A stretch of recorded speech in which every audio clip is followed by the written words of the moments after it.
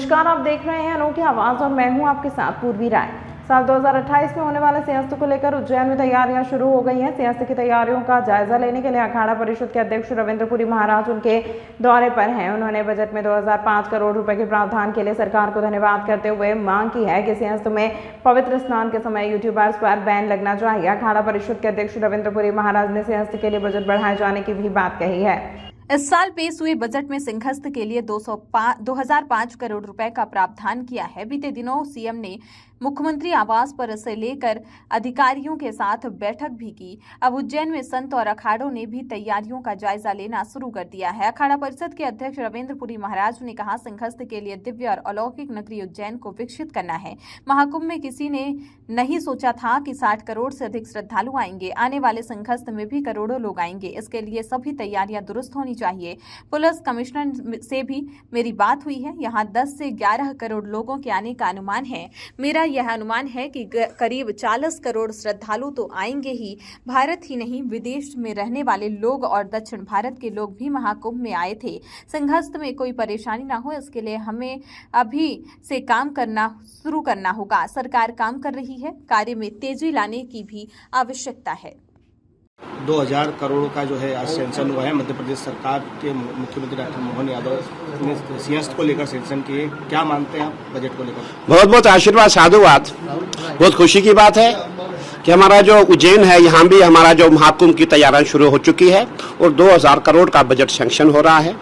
और हमारा ये मानना है कि जब हमारी अभी कमिश्नर साहब से बात हुई थी, पूरे उज्जैन को जैसे आप समझते हैं, जैसे जितना भी रोड में बना हुआ सब बना रखा हुआ है और जितने भी हमारे रोड है सभी से इसको मिलाया जा रहा है। और पूरा आप ये समझेंगे कि पूरा रोडों का जाल बिछा हुआ है। बहुत बड़ा काम है। इसीलिए हमारा जितना भी शासन प्रशासन है, बहुत जल्दी से काम शुरू करना पड़ेगा और सभी लगे हुए हैं। और हम यही कहना चाहेंगे, जो आने वाला जो यहाँ का महाकुंभ है वो बहुत दिव्य हो, भव्य हो। और बिल्कुल अभी मेरी बात हुई थी, लोगों ने कहा नहीं जी यहाँ करीबन 10 से 11 करोड़ श्रद्धालु आएंगे। लेकिन मैंने कहा है कि जो हमारा अनुमान है, हमने कभी ऐसा नहीं सोचा था कि प्रयागराज में 60 करोड़ श्रद्धालु आएगा। और हमें ये सोच के चलना है कि हमें भी यहाँ छिपरा के लिए जो यहाँ महाकुंभ होने जा रहा है उज्जैन में, यहाँ भी करीबन 40 करोड़ से कम श्रद्धालु नहीं आएगा। क्योंकि अब पूरा सनातनी जाग चुके, पूरा हिंदू जाग चुका है। और हमने इस समय प्रयागराज में देखा था,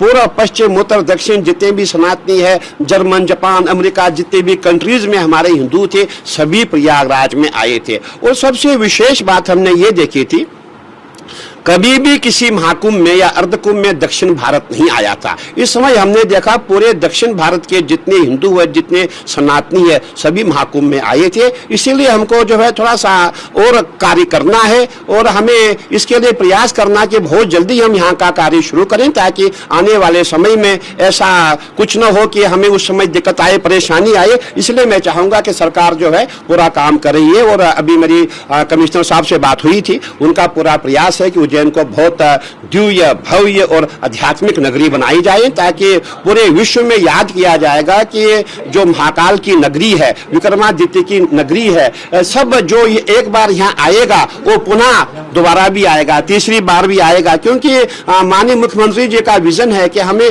उज्जैन को बहुत ही सुंदर नगरी बनानी। महाराज जी, जिस तरीके से प्रयागराज में देखने में आया कि सोशल मीडिया के जरिए जो है अश्लीलता फैलाई गई और जो वीडियो वायरल हो रहे थे, उसको लेकर आप क्या समझते हैं? नहीं, देखिए, हमारा ये मानना है जब यहाँ का कुंभ आएगा उस समय हमें प्रतिबंध लगाना पड़ेगा। देखिए, कहीं हमारे जो फर्जी लोग हैं, जिसे सोशल मीडिया है, कुछ लोग क्या चाहते हैं कि सनातन पे कैसे प्रहार किया जाए, सनातनियों को कैसे बदनाम किया जाए, उस पर हमें कुछ प्रतिबंध लगाना पड़ेगा। अब आने वाले समय में जैसा भी उस समय स्थिति होगी वैसे हमें करना पड़ेगा। महाराज जी, इस बार जो है होली और जुम्मे की नमाज को लेकर कितना काफी बवाल चल रहा है, काफी ज्यादा बयानबाजी हो रही है, राजनीति हो रही है कि कहा जा रहा है कि होली 2 घंटे लेट कर ली जाए, कुछ लोग कहते हैं कि नमाज 2 घंटे बाद पढ़ ली जाए। उसको लेकर आपका क्या कहना है? नहीं, हमारा ये कहना है कि होली जो है अपने समय पे होली होगी और नमाज का समय थोड़ा सा आगे बढ़ाना पड़ेगा। देखिए, ये बात भी सही है, मैं कोई विरोध में नहीं हूँ, वो भी हमारे भाई है। लेकिन होली साल में एक बार आती है, ये भी हमें देखना है। और उस समय पूरे जितने भी हमारे सनातनी, जितने हिंदू है, सभी जोश में होते हैं। अगर कहीं रंग दाएं बाएं भी गिर जाता है, कोई दिक्कत वाली बात है, सब अपने भाई है, वो अलग नहीं है, वो भी हमारे हैं, वो भी सनातनी है, उनकी परंपरा कहाँ से, वो भी सनातनी है। इसीलिए हमें इस विषय को ज्यादा तूल नहीं देना चाहिए। हमें होली जैसे हम खेलते आए वैसे खेलते रहेंगे। महाराज जी, ये जो बजट आया 2000 करोड़ का, क्या ये बजट पर्याप्त है?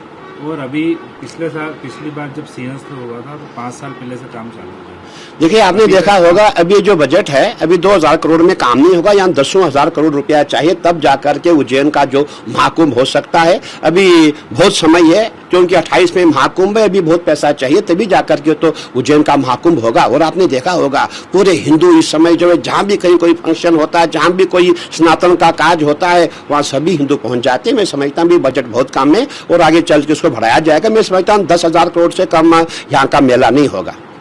इस खबर में फिलहाल इतना ही। अन्य खबरों के लिए देखते रहिए अनोखी आवाज।